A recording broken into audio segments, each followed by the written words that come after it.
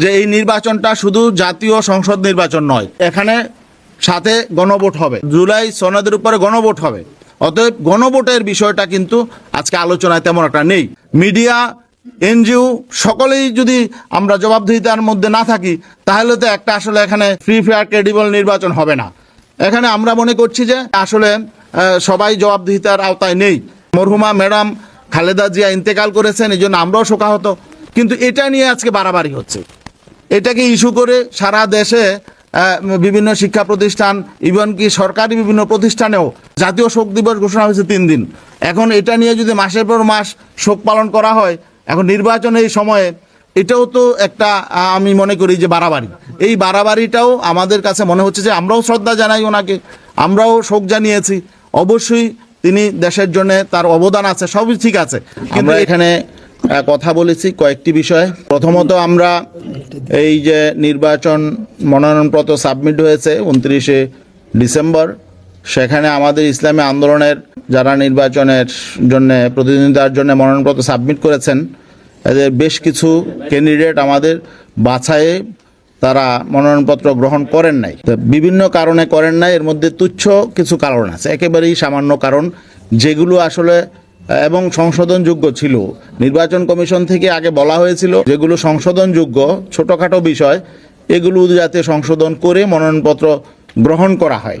আমরা দেখেছি এমন কিছু বিষয়েও তারা এখানে মনোনয়নপত্র গ্রহণ করেন না, যেগুলো সামান্য বিষয় ছিল। তো বিশেষ করে আমরা আমাদের ক্যান্ডিডেট সামান্য একজন 1 মাসের বিদ্যুৎ বিল বাকি 1000 টাকার নিচে, এটার কারণেও মনোনয়নপত্র গ্রহণ করা হয় না, বাতিল করা হয়েছে। তারপরে একজনকে মনোনয়নপত্র বাতিল করা হয়েছে কেন? যে নিয়ম হলো ব্যাংকে নতুন অ্যাকাউন্ট খুলবে, উনি অ্যাকাউন্ট খুলেছে এবং অ্যাকাউন্টের স্টেটমেন্টও দিয়েছে, ওনার মনোনয়নপত্র বাতিল করা হলো, ওপেনিং ডেটটা উনি কেন এখানে লেখেন নাই। তো এটা আসলে কোনো জিজ্ঞেস করারও বিষয় না। তারপরেও এই জাতীয় বিষয়ে মনোনয়নপত্র বাতিল করা হয়েছে। মনোনয়নপত্র অনেক জায়গায় স্বাক্ষর করতে হয়, 7-8 জায়গায় স্বাক্ষর করতে হয়, 1-2 জায়গায় ভুলে হয়তো স্বাক্ষর হয় না, এই জন্য বাতিল করা হয়েছে। কিছু ক্লারিক্যাল মিস্টেকের কারণেও বাতিল করা হয়েছে। আমাদের কথা হলো যদি যৌক্তিক কোনো কারণ থাকে, যেমন ঋণ খেলাফি যদি থাকে, অথবা কোনো মামলা থাকে যে তথ্য গোপন করা হয়েছে যদি এমন থাকে, অথবা সম্পদের তথ্য যদি গোপন থাকে, এই জাতীয় যদি কোনো বিষয় থাকে, এটা যৌক্তিকতা আছে। কিন্তু যে সমস্ত বিষয় সমাধানযোগ্য, ক্লারিক্যাল মিস্টেক, এগুলো সংশোধনযোগ্য। অতীতেও দেখেছি এগুলো সংশোধন হয়ে যেত, কিন্তু এবার এগুলো বাতিল করা হয়েছে এবং এক্ষেত্রে বৈষম্যও করা হয়েছে। কোনো ক্যান্ডিডেটের ক্ষেত্রে ছাড় দেওয়া হয়েছে, আবার দেখা গেল আমাদের ক্যান্ডিডেটের ক্ষেত্রে ছাড় দেওয়া হয় নাই। তো এই জন্যে এটা আমরা মনে করি যে এটা অনিয়ম হয়েছে, এগুলো আমরা জানিয়েছি, কথা বলেছি।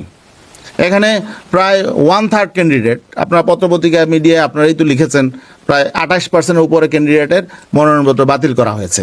তো যাই হোক, এবং ওনাদেরকে আমরা বলেছি যে আসলে একটা ক্যান্ডিডেটের মনোনয়নপত্র যখন বাতিল হয়ে যায়, তখন ওনার একটা ইমেজ সংকট তৈরি হয় এবং হয়রানি হয়। এই জন্য এই হয়রানিটা আসলে করা ঠিক হয় নাই।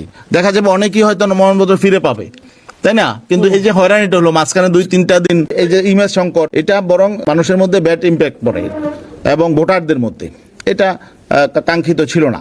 এই বিষয়ে আমরা কথা বলেছি। আর আমরা কথা বলেছি যে এই যে অস্ত্র উদ্ধারের বিষয় নিয়ে কথা বলেছি। এখনো পর্যন্ত যে অস্ত্রগুলো লুট হয়েছে, সেই অস্ত্রগুলো এখনো পর্যন্ত সম্পূর্ণ উদ্ধার হয় নাই।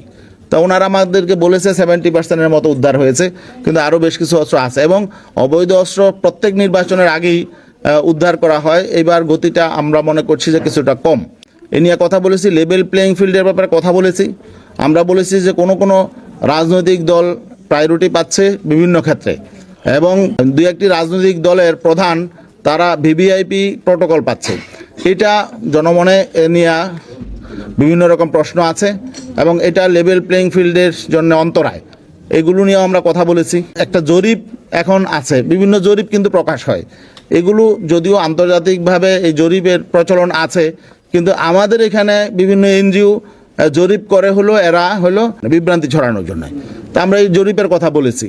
তো এইভাবে এই সমস্ত জরিপগুলো যেগুলো মানুষকে বিভ্রান্ত করে, এগুলোর আসলে কোনো আন্তর্জাতিক স্ট্যান্ডার্ড না মেনেই এবং এরা স্যাম্পলিং কতটুকু করে এগুলো না মেনেই তারা একটা জরিপ রিপোর্ট দিয়ে দেয়, আর আমাদের দেশের মিডিয়াগুলো এটা হুমড়ি খায়।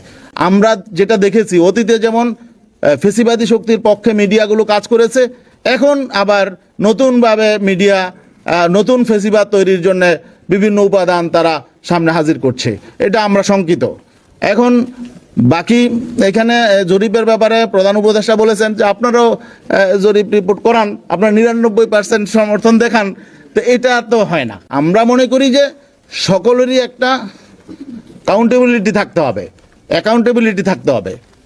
ইয়ার বাইরে কেউ না, জবাবদিহিতার বাইরে যদি কেউ না থাকে, মিডিয়া, এনজিও সকলেই যদি আমরা জবাবদিহিতার মধ্যে না থাকি, তাহলে তো একটা আসলে এখানে ফ্রি ফেয়ার ক্রেডিবল নির্বাচন হবে না।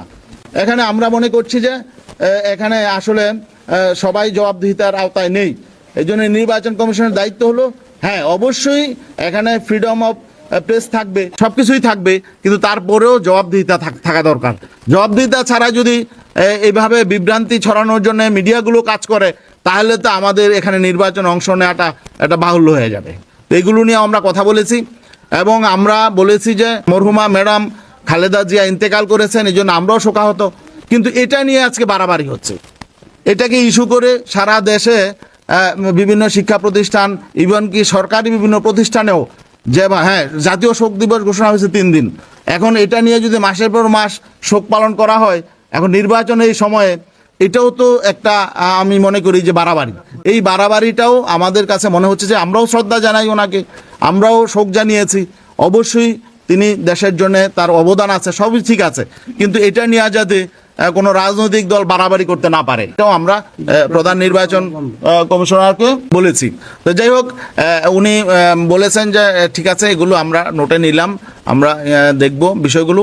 আর আমাদের যেই প্রার্থী যেগুলো হয়েছে, বাতিল হয়েছে, গ্রহণযোগ্য হয় নাই, সেগুলো আমরা আপিল করব। আমাদের উকিলরা সেজন্য ফাইল করছেন, কিছু কিছু আপিল হয়েছে, বাকিগুলো আপিল করব। আমাদের যারা বাতিল হয়েছে খুবই সামান্য কারণে, আমরা আশাবাদী তারা আবার প্রার্থিতা ফিরে পাবেন ইনশাআল্লাহ। যে এই নির্বাচনটা শুধু জাতীয় সংসদ নির্বাচন নয়, এখানে সাথে গণভোট হবে, জুলাই সনদের উপরে গণভোট হবে। অতএব গণভোটের বিষয়টা কিন্তু আজকে আলোচনায় তেমন একটা নেই, এবং নির্বাচন কমিশন এটা ওইভাবে ফোকাস করছে না। এই জন্য আমরা বলেছি যে গণভোট এটার ব্যাপারটাও ফোকাসে আনতে হবে, আলোচনায় আনতে হবে, এটা যাতে এইভাবে অবহেলার শিকার না হয়। আমরা আগেই এই শঙ্কাটা ব্যক্ত করেছিলাম যে জাতীয় নির্বাচনের সঙ্গে গণভোট হলে সেই গণভোটের প্রচারণা থাকবে না, গণভোটের পক্ষে জনমত গড়ে তোলার জন্য কেউ তেমন একটা উৎসাহী হবে না। আজকে আমরা দেখছি পরিণতি কিন্তু সেদিকেই যাচ্ছে, গণভোটের কথা মানুষ ভুলেই যাচ্ছে, নির্বাচন কমিশনের সেভাবে তৎপর না। এই জন্য এই ব্যাপারে আমরা জোর দিয়েছি। তিনি বলেছেন যে আপনারা ক্যাম্পিং করেন, হ্যাঁ আমরা শুধু ক্যাম্পিং করলে তো হবে না, সরকারের পক্ষ থেকে, নির্বাচন কমিশনের পক্ষ থেকে এই ব্যাপারে জোরালো পদক্ষেপ নিতে হবে। জুলাই সনদের পক্ষে ভোট না হয় তাহলে সংস্কার আসলে কিছুই হবে না, রাষ্ট্র আবার সেই পূর্বের অবস্থায় ফিরে যাবে, আবার কর্তৃত্ববাদী শাসন ফিরে আসবে, স্বৈরাচার ফিরে আসবে। এই জন্যে আমরা এই ব্যাপারে জোর দেওয়ার জন্য বলেছি।